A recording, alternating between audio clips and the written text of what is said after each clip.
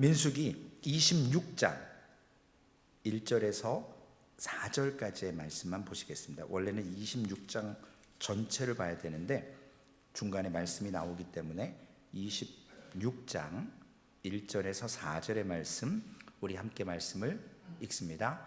연병 후에 여호와께서 모세와 제사장 아론의 아들 엘르아살에게 말씀하여 이르시되, 이스라엘 자손의 온 회중의 총수를 그들의 조상의 가문을 따라 조사하되 이스라엘 중에 20세 이상으로 능히 전쟁에 나갈 만한 모든 자를 계수하라 하시니, 모세와 제사장 엘르아살이 여리고 맞은편 요단강 모압 평지에서 그들에게 전하여 이르되, 여호와께서 애굽 땅에서 나온 모세와 이스라엘 자손에게 명령하신 대로 너희는 20세 이상 된 자를 계수하라 하니라. 아멘. 오늘 본문은 두 번째 인구 조사를 이제 광야에서 실행하게 됩니다. 26장에서 이제 36장 마지막까지가 이제 민수기의 후반부라고 볼 수 있습니다. 이제 아버지 세대, 부모님 세대, 출애굽 세대가 다 돌아가시고 이제 출애굽 당시 어린아이들 그리고 광야에서 태어난 사람들이 인구조사를 하게 됩니다. 첫 번째 인구조사의 특징은 하나님의 명령으로 왜 하게 됐고 언제 하게 됐냐면, 애굽에서 탈출하고 출애굽하고 2년 2개월 첫째 되는 날에 이제 민수기 1장 1절, 그래서 그때 한번 하고 38년쯤 지나서 이제 거의 40년 다 돼가는 거죠. 그때 다시 두 번째 인구 조사를 합니다. 본문 1절에 보면 특징이 뭐냐면 연병 후에, 지난주 우리 민수기 나눴던 것처럼 모압 여인들과 이스라엘 사람들, 족장들이, 리더들이 간음을 하고 행음하고 그래서 저주하는 그 모습을 이스라엘 백성들은 전혀 모르고 있었지만, 저들이 이제 연병으로 간음함으로 동시에 저들은 깨닫지 못했어요. 연병이 언제 시작됐는지 모르고 있다가 이 발람의 그 꾀, 이스라엘 백성을 저주는 할 수 없지만 망하게 할 수 있고 어지럽힐 수 있는 방법은 행음하게 하는 거라는 거죠. 그러니까 몰랐을 때는 하나님이 보호하세요. 우리의 앞길을 우리가 모르기 때문에 하나님께서 우리 지각을 뛰어넘는 건 하나님께서 보호하시는데, 우리 눈앞의 문제와 펼쳐진 일들을 볼 때 저들이 넘어지고 하나님의 보호가 아니라 우리가 선택할 수 있음에도 불구하고 하나님이 원하시는 방향이 아닌 모습을, 그러므로 1장에서 살펴본 인구조사의 목적은 20세 이상 싸움에 나갈 만한, 즉 전쟁을 위한 인구조사였던 것이 특징이고요. 두 번째, 오늘 본문에서의 인구조사는 가나안 땅에 들어가서 이제 정복하는 그런 또 싸움이 있지만, 그것보다도 더 중요한 것이 땅 분배의 여러 가지 문제도 함께 연결되어 있습니다. 두 번째 인구조사의 의미는 뭐냐면, 이제 가나안 땅 들어가는 것이 거의 임박했다라는 거예요. 오늘 본문에도 나와 있지만 여리고 맞은편이에요. 가나안 땅이 바라보는 여리고, 그리고 중간에 요단강이 껴있고 그 맞은편 모압에서 지금 요단강이 보이고 저기 너머에 젖과 꿀이 흐르는 땅인데 여리고가 보여요. 거기에서 지금 인구조사를 연병이 끝난 후에 실행을 합니다. 하나님께서 이스라엘 백성들에게 분명히 약속하셨거든요. 젖과 꿀이 흐르는 땅을 기업으로 주겠다고. 그래서 광야로 이끌어내셨는데 40년 만에 불순종한 자들, 하나님을 배교한 자들 다 죽게 하고 불순종하고, 우리가 살펴봤지만 가나안 땅에 금방 들어갈 수 있었어요. 그러나 올라가기를 싫어하잖아요. 애굽으로 돌아가기를 원하고 마늘, 부추 이거 먹고 싶다고 이상한 소리하고. 그러므로 오늘 땅 분배의 원칙을 54절에서 56절까지 본문 민수기 26장에 기록을 합니다. 어떻게 땅 분배를 할 것인가 좀 자세히 봐야 합니다. 수가 많은 자에게는 기업을 많이 줄 것이요 수가 적은 자에게는 기업을 적게 줄 것이니 그들이 계수된 수대로 각기 기업을 주되 오직 그 땅을 제비 뽑아 나누어 그들의 조상 지파의 이름을 따라 얻게 할지니라. 그 다소를 막론하고 그들의 기업을 제비 뽑아 나눌지니라. 여기에 두 가지 상충되는 게 있어요. 54절을 한번 더 보여주시면 수가 많은 지파는 넓은 땅을, 그리고 수가 적은 자들을, 적은 지파는 적은 땅을 얻을 것이라고 그랬죠. 그런데 56절로 다시 가보시면 뭐라고 되어 있냐면 수가 많건 적건 막론하고 그들의 기업을 뭐 하라고요? 제비를 뽑아 나눌지라. 메이크 센스 안 하잖아요. 분명히 많은 지파는 큰 땅을 놓고, 그런데 여기는 다소를 막론, 많든지 적든지 제비 뽑으라는 거예요. 이게 도대체 무슨 뜻일까요? 또 본문 그 4절 사이에 다른 말씀을 기록하고 있습니다. 그런데 땅 분배의 원칙은 인구가 많은 지파는 더 큰 땅을 준다라고 약속을 해놓고 숫자에 상관없이 제비 뽑아라, 이렇게 결론을 나요. 제가 현대인의 성경을 한번 찾아봤어요. 현대인의 성경에 56절을 그 다소를 막론하고 그들의 기업을 제비 뽑아 나눌지니라, 이걸 어떻게 써놨냐면요, 인구가 많은 지파들은 넓은 땅을 차지할 지파들끼리 제비를 뽑고, 인구수가 적은 지파들은 적은 땅을 차지할 지파들끼리 제비를 뽑게 하라. 우리 황 집사님이 진짜 대단하신 것 같아요. 그 사이 찾으셔갖고. 잘 보세요. 우리가 갖고 있는, 제가 보는 개역 개정에는 앞에는 숫자가 크면 큰 땅, 작으면 작은 땅 차지할 거라고 해놓고 56절에는 숫자 상관없고 제비 뽑아라, 이렇게 얘기해 놓으셨어요. 그런데 현대인의 성경에 보니까 이 말을 좀 더 이해하기 쉽게 기록해 놓은 건 뭐냐면, 숫자가 많은 지파들끼리 모여서 넓은 땅 중에서 지파를, 그 제비를 뽑고, 숫자가 적은 지파들끼리 모여서 좁은 땅을 놓고 제비를 뽑으라는 거예요. 이제 조금 이해가 되시죠? 자, 그러면 인구 조사를 할 때 몇 가지 주목해야 될 일들이 있습니다. 먼저 첫 번째 1장에서의 인구조사와 오늘 26장의 인구조사가 목적이 다르다고 말씀드렸죠. 처음 거는 전쟁을 위해서, 두 번째는 전쟁도, 가나안 땅의 전쟁도 있지만 땅 분배의 이유를 위해서 지파의 숫자를 세요. 그런데 여기에 몇 가지 이렇게 주목해 봐야 될 일이 뭐가 있냐면, 첫 번째는 크게 봤을 때 1차 인구조사나 2차 인구조사나 숫자의 변동이 그렇게 크지 않다는 거예요. 60만 3,550명으로 첫 번째 인구조사를 마쳤어요. 두 번째 인구조사는 조금 적어요. 60만 1,730명. 어찌 보면 한 2,000명, 1,000 몇백 명 차이가 나요. 좀 줄어들었죠. 근데 60만 명을 따져놓고 봤을 때 1,000 몇백 명은 뭐 퍼센트로 보면 정말 적은 숫자죠. 이렇게 거의 한 800명, 1,000명 왔다 갔다 하는 숫자만 줄었어요. 그러니까 전체적으로는 숫자로 보면 큰 의미가 없어요. 1차 때나 2차 때나. 그런데 여기에 우리가 알고 가야 될 게 뭐냐면, 뭐 그렇겠지, 뭐 1차나 2차나 수가 비슷하겠지.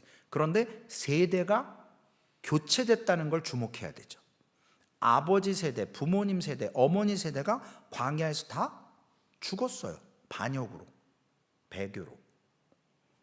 자녀들의 세대가 부모님의 세대와 이런 반역과 죽음이 있었지만 거의 변함이 없다라는 것은 하나님의 계획과 하나님이 하시는 일에는 큰 차이가 없다는 거예요. 반역을 임삼았고 하나님을 신뢰하지 않았어도 하나님은 다음 세대에게 아버지 세대의 숫자만큼 보호하고 인도하셨다라는 은혜가 깔려 있는 거예요. 이것을 출애굽기 32장 10절에 보면 그런즉 내가 하는 대로 두라. 내가 그들에게 진노하여 그들을 진멸하고 너를 큰 나라가 되게 하리라. 하나님이 화가 나셔갖고요 이스라엘 몰살시켜 버리신다 그랬어요. 그럼에도 불구하고 1차와 2차에 별 숫자 차이가 없어요. 세대가 교체가 됐음에도 불구하고. 그러니까 자녀 세대가 뭘 생각하겠어요?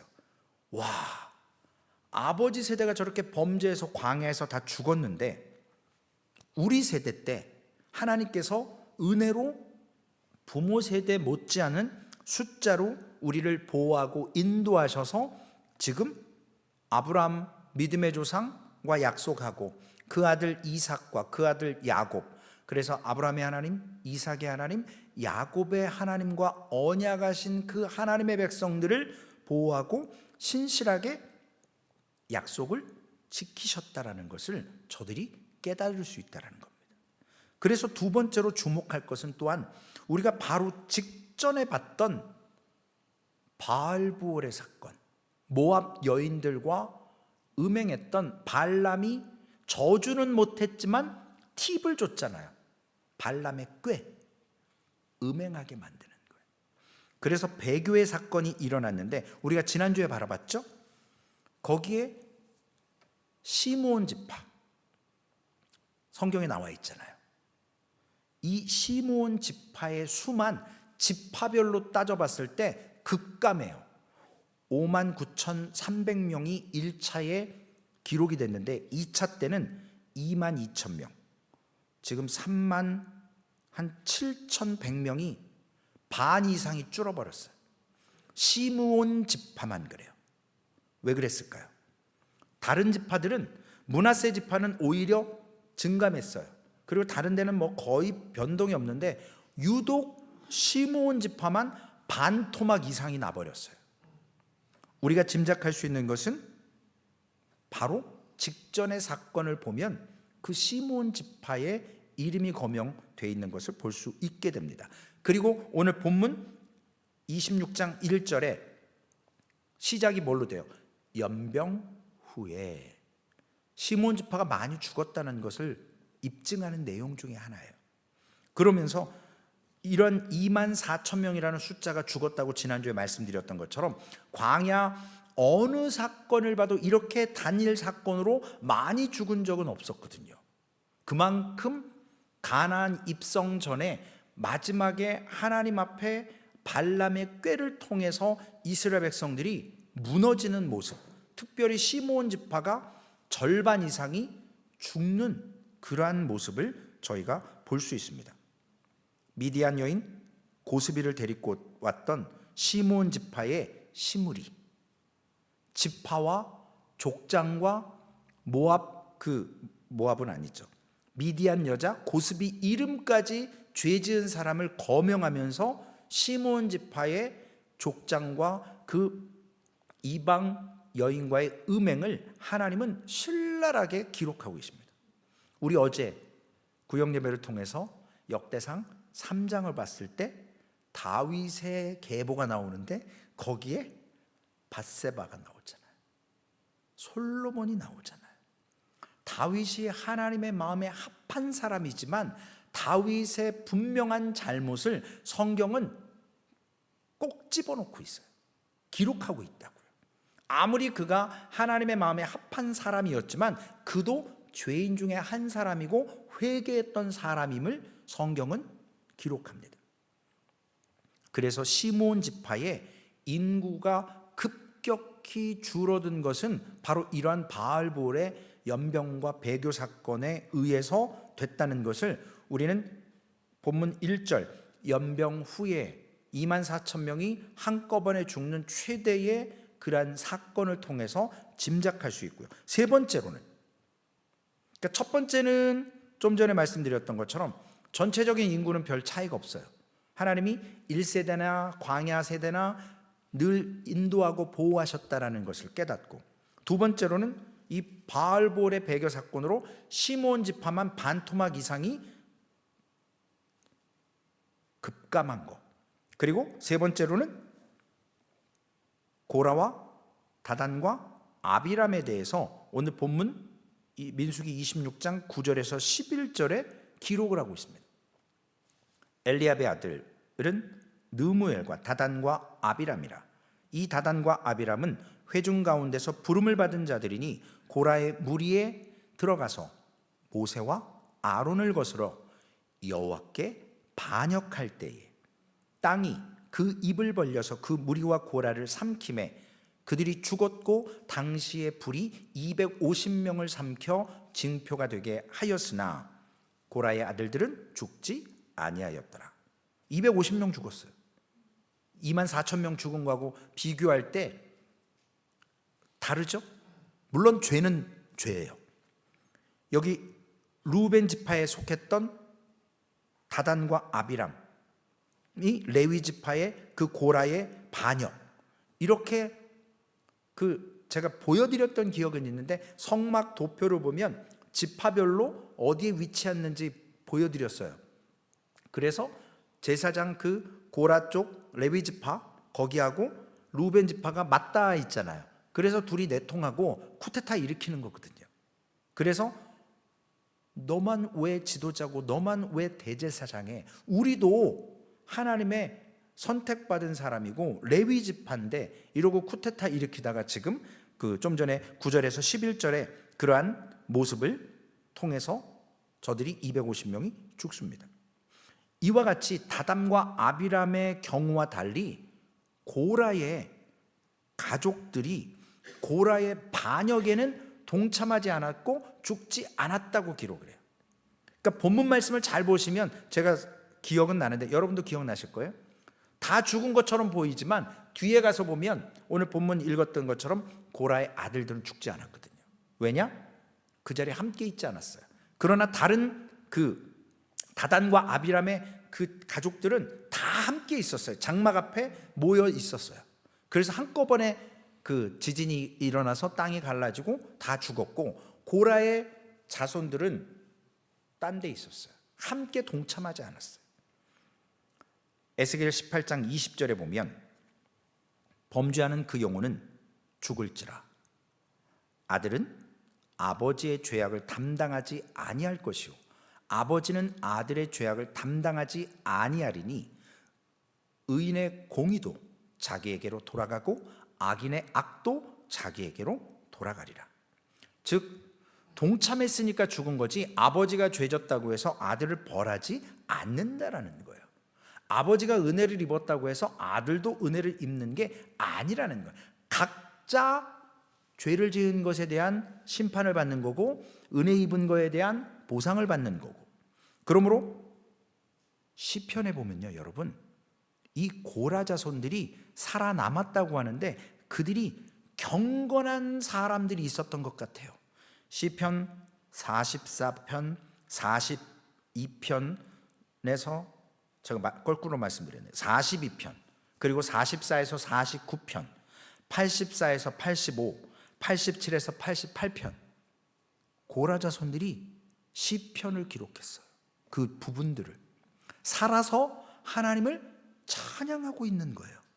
그러니까 우리가 보면 이 고라 나쁜 놈들 그 지파 다 나쁜 게 아니라 살아남은 자들은 그 범죄에 함께하지 않은 자손들은 하나님을 온전히 섬기고 찬양하고 노래했다라는 거예요.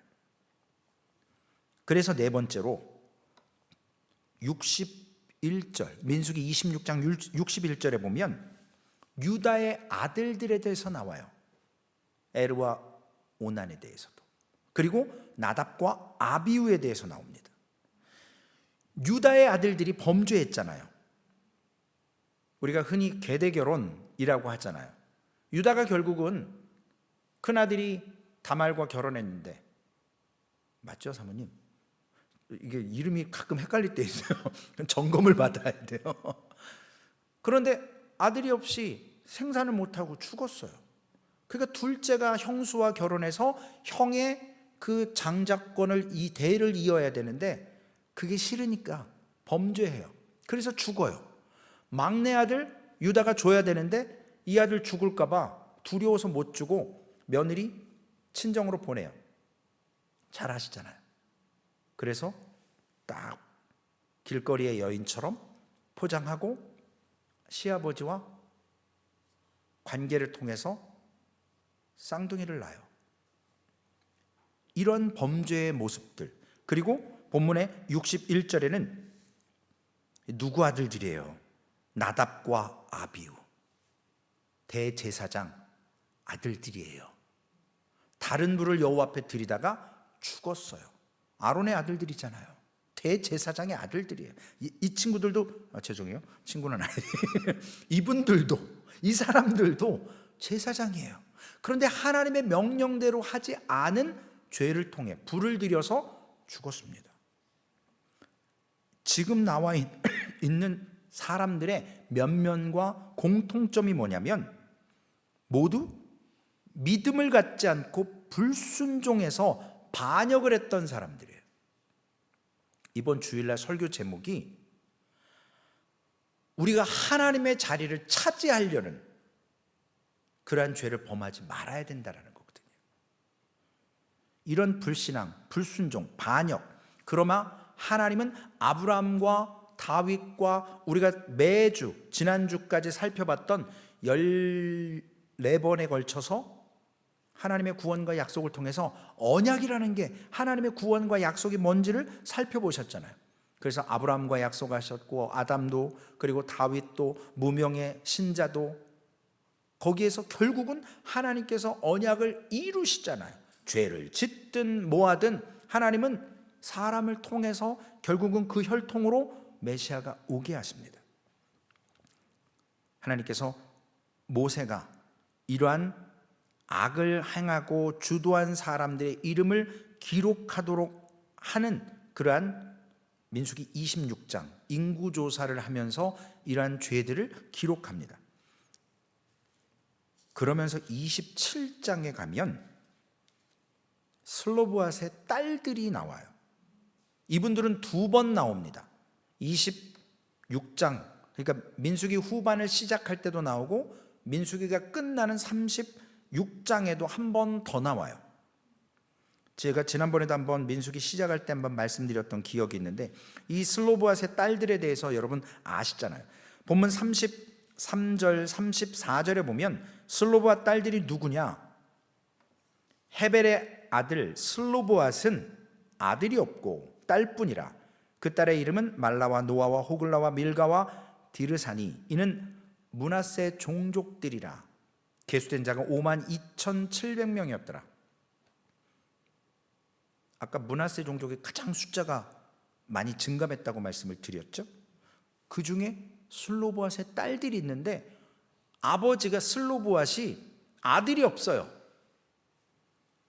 족보나 인구조사할 때, 죄송하지만 당시의 상황에는 여성들의 이름을 언급하거나 히브리 관습에 의하면 여성분들은 늘 노약자나 어린아이들은 카운터할 때, 숫자를 셀 때 제외됐습니다. 오늘 여기서 말씀을 보면 27장에 특별히 슬로브앗 딸들이 모세에게, 그리고 제사장 엘르아살에게, 그리고 지휘관들에게, 온 회중들에게 컴플레인을 하는 거예요. 문제를 제기합니다. 우리 아버지가 모세가 지금 기록했던 것처럼 앞에 고라와 다단과 아비람과 그리고 또 나답과 아비후, 이런 사람들은 다 죄져서 죽었지만 우리 아버지 슬로브앗은 범죄에서 죽은 게 아니다. 이러한 특별한 죄를 짓지 않았다. 그런데 아들이 없고 우리는 딸만 있는데 우리에게 땅 분배가 되지 않는다? 이거 문제를 제기합니다. 라고 합니다. 그때 본문 우리가 읽지 않았지만 민수기 27장 3절과 4절에 보면 우리 아버지가 광야에서 죽었으나 여호와를 거슬러 모인 고라의 무리에 들지 아니하고 자기의 죄로 죽었고 아들이 없나이다. 어찌하여 아들이 없다고 우리 아버지의 이름이 그 종족 중에서 삭제되리까? 우리 아버지의 형제 중에서 우리에게 기업을 주소서. 심각한 반역의 죄도 짓지 않았고 자기 죄로 그냥 죽은 우리 아버지, 그런데 소유물이나 이런 재산권을 박탈당한 이유가 없는데 아들이 없다고 해서 그 이름이 삭제되는 것, 이거 제거해 달라라는 거죠. 당시에는 고대 사회에는 상속받을 수가 없었다고 합니다. 그러나 딸이 결혼할 때는 지참금이라고 해서 아버지로부터 의복이나 보물이나 돈이나 어떤 가구들을 상속을 받을 수는 있었답니다. 그리고 부유한 아버지면 우리가 성경에서 몇몇 곳에 볼 수 있지만 여종을 딸에게 붙여줘서 시집 갈 때 재산 중에 하나였던 일부분을 떼어서 보내주고, 예외적으로는 아버지가 부자일 경우에는 딸에게 땅이나 성읍을 주기도 했다고 창세기 29장 그리고 사사기 1장 열왕기상 9장 정도에 나와 있습니다. 이러한 문제 제기가 됐을 때 모세도 모르잖아요. 이러한 케이스가 없으니까. 영어로 늘 케이스 바이 케이스라고 그러던데 그 케이스마다 달라요. 그러니까 모세도 다 모르거든요. 이런 경험이 없어요. 컴플레인한 사람도 없고 문제를 제기한 게 처음이에요. 그러니까 모세가 어떻게 하죠? 뭐 하나님께 기도해야죠. 여쭤봐야죠. 어떻게 할 거예요? 자기가 모르는데. 그래서 하나님께서 그들의 요구 가운데 중요한 원칙 몇 가지를 제시하십니다. 첫째, 8절에 아들이 없이 죽은 사람의 기업 딸에게 상속돼야 된다는 거죠. 9절에 딸들도 없으면 죽은 형제에게 상속하라는 거예요. 그리고 10절에 죽은 사람의 형제도 없으면 그의 아버지의 형제들에게 상속하라는 거예요. 그리고 11절에 보면 아버지의 형제도 없다면 가까운 친족에게 상속하라는 거예요. 우리가 여기 잠깐 게스해 볼게, 추측해 볼게. 보아스가, 그죠? 룻을 기업 물을 자를 찾잖아요. 성문에서. 이런 바탕에 있는 거거든요. 그래서 아무도 안 물으면 자기가 물으면 되는 거예요. 자기가 1순위가 아니거든요. 지금 1순위, 2순위, 3순위, 4순위까지 지금 나와 있잖아요. 그래서 앞에 선행되는 순위들이 거부하고 내 기업에 해가 될까 봐 내가 안 할래. 그러면 신발 벗어야지. 어떡할 거야. 그래 놓고 그 다음 사람이 묻겠다고 하면 거기에 편입이 되는 겁니다. 그래서 두 번째 인구조사의 중요한 목적은 바로 기업의 분배에 있다고 아까 말씀을 드렸습니다. 그리고 또 하나는 이 슬로보앗의 딸들의 그 하나님의 약속하신 물려주시겠다고 하는 기업에 대한 믿음과 소망이 있었다라는, 이게 오늘의 설교의 핵심이에요. 우리에게 소망이 없다면, 진짜 저는 지금 3번의 이벤트를 통해서 소망이 없었다면 참 쉽지 않았을 거예요. 솔직히 말씀드리면 싸움도 나더라고요. 그 차 하나 빌리는 것 때문에 이거를 마이클 집사님한테 이렇게 제시가 오셨는데 빌려야 되냐 말아야 되냐. 한 대를 저렇게 해먹었는데 내가 또 해먹을 수 있지 않냐. 이 가능성은 배제할 수 없으니까 렌터카로 갈 거냐, 어떻게 정중하게 마이클 집사님에게 사양을 할 것이냐. 그래서 가족회의를 하고 지혜롭게 이유를 몇 가지를 딱 들어서 집사님 그랬는데 집사님이 단칼에 그래서 또 받아들이고 감사한 마음으로 지금 이렇게 됐습니다. 만약에 안 고쳐진다 할지라도 다른 방법을 써야 될 거 아니에요. 워런티가 안 된다고 할지라도. 그런데 여러분, 사실은 저건 소모품이거든요. 없어도 되는 거예요. 다른 길을 또 주세요. 분명히 해결할 수 있으면 해결하지만 해결이 안 된다? 그러면 저는 항상 죽고 사는 문제도 하나님 손에 있기 때문에 있는 거 없는 거 이거에 연연하지 않으려고 하거든요. 믿음이라는 건 그런 것 같아요. 아니 주님 오늘 밤 부르시면 다 내려놓고 빈손으로 와야 되는데 뭘 그렇게 좀 더 이렇게 좋은 거, 좀 더 이렇게 뭐 이런 거 찾을 필요가 없거든요. 그냥 늘 차는 내가 필요할 때 나의 목적지에 데려다주고 굴러만 가면 돼요. 근데 바퀴도 빠지더라고요. 타이어도. 그러니까 다른 분을 불러서 그 새벽에 이렇게 또 도움을 받고. 우리에게 슬로보와 딸들이 주는 의미가 그거고 저에게 주는 의미가 그건 것 같아요. 자녀 세대인 아버지 슬로보앗은 뭐 아무 상관없어요. 돌아가셨으니까. 그런데 그 딸들은 기업을 물을 능력이 없어요. 그러니까 모세에게 찾아가서 제사장에게 제시합니다. 우리에게도 하나님이 약속하신 기업 주라는 거예요. 소망을 갖고 믿음을 갖고 묻습니다. 이 땅이 하나님 우리에게 주신 것인데 우리의 목도 달라라는 거예요. 그게 믿음이라는 거거든요. 하나님은 약속하셨으니까 남자든 여자든 물론 그 당시에는 아주 큰 이 문화적인 그런 게 있어요.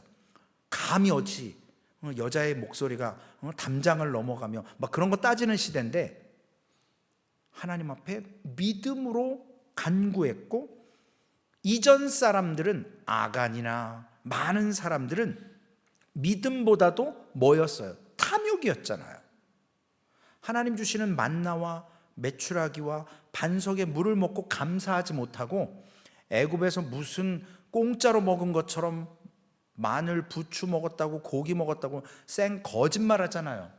그거 거저 먹었나요? 중노동하면서 얻어먹은 거예요. 그러나 사람은 들어갈 때 나가고 나갈 때 다르고. 그래서 저희가 그런 소리를 해요. 우리 소망교회도 그런 분 많으시면 좀 그렇긴 하지만 한 번쯤은 다 집 나갔다 와야 돼요. 그래야 내 집이 얼마나 편한지, 내가 사랑하는 교회가 얼마나 귀한지 한번, 죄송스러운 표현이지만 시험이 들어서 나가거나 쫓겨나거나 그랬다가 돌아왔을 때, 탕자가 그러잖아요. 탕자 2번 나갔다고는 안 나와요. 우리 다 탕자거든요. 오히려 큰아들처럼 아버지 옆에 붙어 있다고 안전한 게 아니에요. 건강한 게 아니에요. 우리 사무엘 목사님께서 지난주부터 시작하셨던 이 믿음 없는 불신앙의 신앙 갖고 신앙생활하는 건 정말 위험한 거예요. 주님 옆에 붙어 있다고 착각하는 거 아주 위험한 거거든요. 저도 참 그 부분에 죄송스러워요. 가짜 목사들이 많기 때문에 저도 어느 순간 탐욕으로 갈 수 있다라는 느낌, 죄인이기 때문에 언제 그쪽으로 눈 돌릴지 몰라요. 늘 부인하고 부인하고 부인하지만 쉽지 않습니다. 그래서 결론의 말씀으로 우리가 적용하자면 빌립보서 1장 6절에 바울 사도가 미래가 불확실할 때, 연약할 때 어떻게 하겠냐는 거예요. 믿음이라는 게 뭐냐는 거예요. 너희 안에서 착한 일을 시작하신 이가 그리스도의 예수의 날까지 이루실 줄을 우리는 확신하노라. 불투명할 때요, 앞이 캄캄할 때요, 그때 드러나는 게 믿음이에요. 어려움이 왔을 때 제가 맨날 말씀드렸잖아요. 어려움이 와야 진짜 신앙이다. 근데 진짜 어려움이 오니까요, 이걸 내가 어떻게 받아들여야지? 그래, 우리 태연자매한테 맨날 묻잖아요. 제가 막 시험 보잖아요. 고난이 오면 뭐 해야 된다고요? 기도해야죠. 그래 놓고 제가 딱 고난이 왔을 때 과연 기도하느냐 안 하는지, 그게 믿음이 있는지 없는지 거기서 드러나는 거예요. 지금 다 드러나잖아요. 성도님들이 보시고, 야, 최 목사 저 봐라, 강도당해, 딸내미 갑자기 대수술해, 차 저렇게 돼, 빌린 차는 또 타이어 박살내. 그 모습 보면서 어떤 태도로 제가 살고 다 보시잖아요. 제가 뭐 숨길 수가 없어요. 수많은 죄와 반역에도 불구하고 하나님의 백성들은 역사 속에서 사라지잖아요. 다음 세대에게, 그 다음 세대에게 숫자가 줄어들지 않게 하십니다. 왜냐? 하나님의 신실하심, 하나님의 선하심으로 하나님은 모든 죄악을 능히 덮으시고 용서하시고, 그것이 바로 복음이라는 거거든요. 에베소서 1장 18절에도 그 약속을 바라는 것이 얼마나 중요한지 에베소 교회를 위해서 바울 사도가 말을 합니다. 제가 8절이라고 드렸나요, 집사님? 18절이라고 저는 원고에 되어 있는데 한번 확인해 봐야 될 것 같아요. 너희 마음의 눈이 밝히며 그의 부르심의 소망이 무엇이며 성도 안에서 그 기업의 영광의 풍성함이 무엇이며. 우리의 눈이 밝혀질 때 부르심을 아는 거예요. 소망이, 진정한 소망이 뭔지 아는 거예요. 하나님의 그 기업으로 받는 그 영광의 풍성함이 얼마인지를 아는 거예요. 히브리서 7장 22절에도 불확실한 상황 가운데서 영원히 흔들리지 않는 것을 붙들고 믿는 것이 뭐냐? 이와 같이 예수는 더 좋은 언약의 보증이 되셨느니라. 우리 지난 3개월 동안 중에 나온 계속되는 말씀이잖아요. 더 좋은 언약의 보증이 되셨어요. 이것보다 확실한 다큐멘터리 증거는 없습니다. 그래서 아버지 세대가 탐욕의 자리를 늘 꿈꿨다면 자녀들의 세대는 자족하는 자리에 늘 서려고 했다라는 것이에요. 우리에게 이게 교훈되는 겁니다.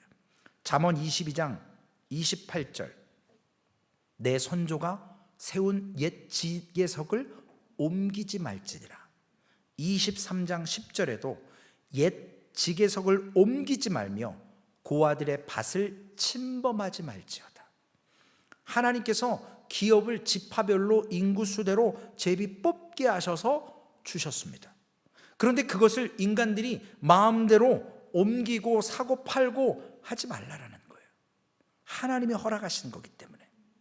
그래서 탐욕을 품지 말라라는 거예요. 저 사람이 지금 연약하다고 해서 그 땅 뺏지 말라라는 거예요. 하나님께서 줄로 재어준 그 구역 안에서 자족함으로 살라라는 겁니다. 자족함이 없는 은혜 누릴 수 없어요. 자족함을 알아야 은혜를 알게 되더라고요. 정말요? 얼마나 나를 도움 준 찬지를 이제 깨닫는 거예요. 늘 쓰는 거는 감사하지를 못해요. 그러나 어느 순간 편안하고 그냥 아무 생각 없이 사용하던 것이 사용 못하게 될 때, 물건도 그런데 사람은 오죽하겠어요. 늘 내 옆에 있었고 나와 함께 할 것 같지만 어느 날 그 자리가 비어 있을 때 느끼는 그 막막함, 얼마나 어렵겠습니까? 디모데전서 6장 6절에 그러나 자족하는 마음이 있으면 경건은 큰 이익이 되느니라. 자녀 세대에게 하나님께서 은혜를 부어주셔서 그 풍성함을 자족함 가운데 느끼게 해주셨습니다. 그래서 슬로바 딸들은 부모 세대가 바라보지 못했던 그 가나안 땅을 바라보며 하나님께서 약속하신 그 땅을 소유할 수 있는 그러한 간절함을 통해서 소유하게 되는 거예요. 그러므로 부모 세대는 죄로 말미암아 죽었지만 자녀 세대는 하나님께서 베풀어 주신 은혜를 통해서 가나안 땅을 바라보고 그 요단강을 넘고 그 가나안 땅에서 하나님이 주신 땅을 차지합니다. 우리에게도 하나님 주신 영원한 생명이 있잖아요. 우리에게 하나님이 주신 약속이 있지 않습니까?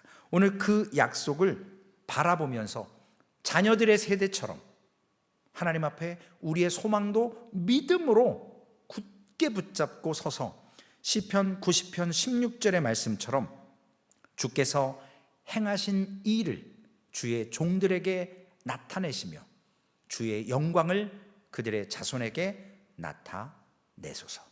우리는 이 하나님을 믿고 이 하나님이 이러한 약속을 주실 것을 오늘 이 밤도 고백하시면서 탐욕이 아니라 자족하는 마음으로 내게 있는 것으로 충분하고 그 은혜를 느끼고 감사함으로 오늘도 하나님 주신 것을 받은 복을 세워볼 줄 알며 하나님의 그 주신 영원한 것을 향해서 오늘도 내게 있는 것 가지고 한 걸음 한 걸음 세워져가는 소망교회 되시기를 주님의 이름으로 부탁을 드리겠습니다. 살아계신 아버지 하나님, 하나님께서 이스라엘 백성들을 은혜로 출애굽시키셨고 하나님께서 약속의 땅으로 인도하신다고 약속해 주셨는데 부모 세대들은 하나님을 불신앙했고 배교하고 하나님이 주시는 은혜를 은혜로 생각하지 못하고 오히려 애굽으로 돌아가려고 하는 그러한 반역을 아버지 하나님 우상 숭배를 하나님을 하나님됨을 모르는 어리석음에 빠졌습니다. 하나님, 우리도 이 땅에 살아가면서 혹시 우리에게 있는 모습이 아닌지 돌이켜봐야 될 줄로 믿습니다. 아버지 하나님, 신실하지 못한 신앙, 하나님을 전적으로 신뢰하지 못하는 믿음, 하나님, 그것은 믿음일 수도 없고 아버지 하나님 신앙일 수도 없고 믿음 생활도 아닌 것을 깨닫습니다. 하나님, 우리에게 약속하신 소망이 있기에 하나님은 반드시 이루시기에 오늘 소망교회를 통해서 하나님 주신 그 귀한 언약이 하나님의 구원과 약속이 우리에게 있는 모든 것들을 통해서 감사할 줄 알게 하고 자족하게 할 줄 알게 하셔서 탐욕 부리지 않게 하여 주옵소서. 아버지 하나님, 받은 것을 세워보며 하나님의 은혜를 감사하게 하여 주옵소서.